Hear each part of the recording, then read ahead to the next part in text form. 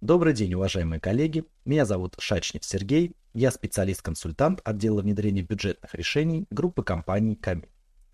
В данном видеоуроке мы с вами разберем, как настроить обработку загрузки данных из программы Камин на расчет заработной платы для бюджетных учреждений версии 5.5. Мы заходим в меню администрирования, во вкладочку печатной формы, отчеты и обработки.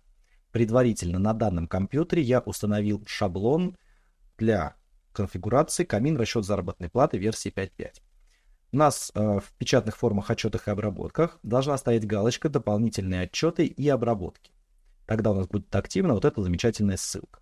Мы заходим туда, нажимаем на кнопку «Добавить из файла» и выбираем вот таким вот образом «Добавить из файла» и указываем путь к шаблонам в папочку 1С Камин, в папочку ZPL 5.5, в папочку с последним релизом и выбираем там загрузка проводок Камин 5.5 PGU 2.0. У меня уже эта обработка загружена, поэтому я могу ее запустить.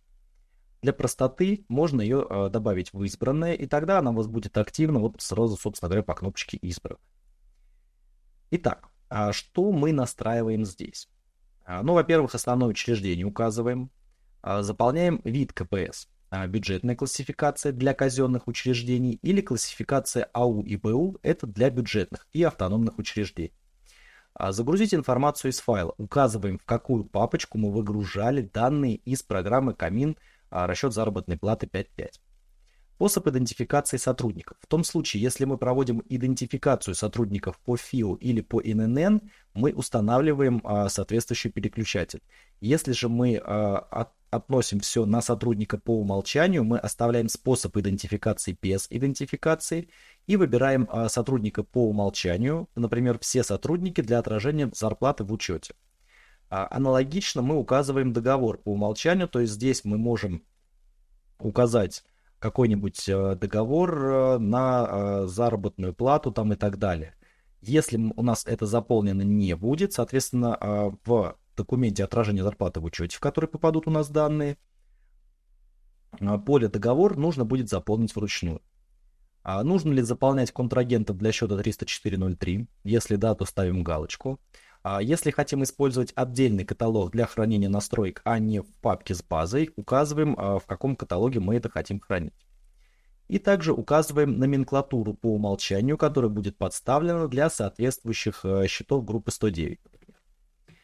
Дата документа. Программа нам выставит автоматически из информации в файле, который у нас будет выгружен последним числом месяца. То есть, если у нас выгрузка производится, например, за февраль 2024 года, дата документа будет последний день месяца, 29 февраля 2024 года.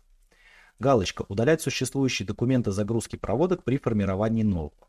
Актуально в том случае, если у вас выгружается только один документ, и вы тем самым исправляете какую-то ошибку. Ну, то есть вы выгрузили, потом в заработной плате были внесены какие-то дополнительные изменения, корректировки, и вы перевыгружаете зарплату.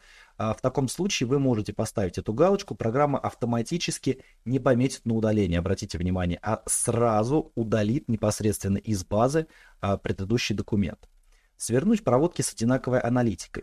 В том случае, если при переносе у вас каждое из начислений формирует проводку, например, там 109.60, 302.11, чтобы у вас не было огромного количества строк, вы можете поставить эту галочку, и все проводки 109.60, 302.11 свернутся в одну строчку с суммированием, соответственно, всех построчно цифр. Формировать документы с разбивкой по подразделениям. Если у нас ведется учет по подразделениям, мы можем поставить эту галочку. Формировать документы без префикса учреждения, то есть в номер не будет добавлен префикс.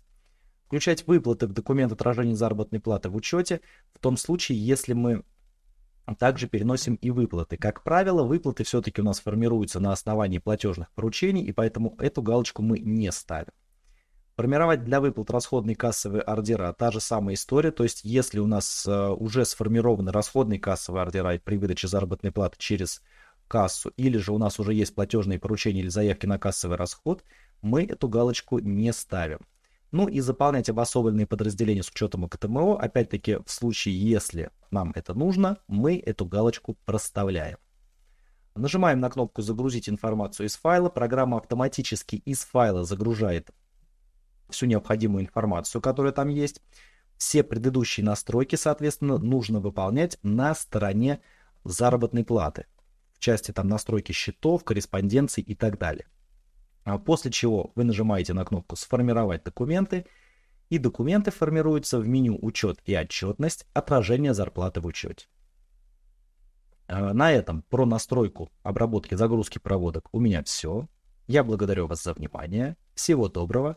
До свидания.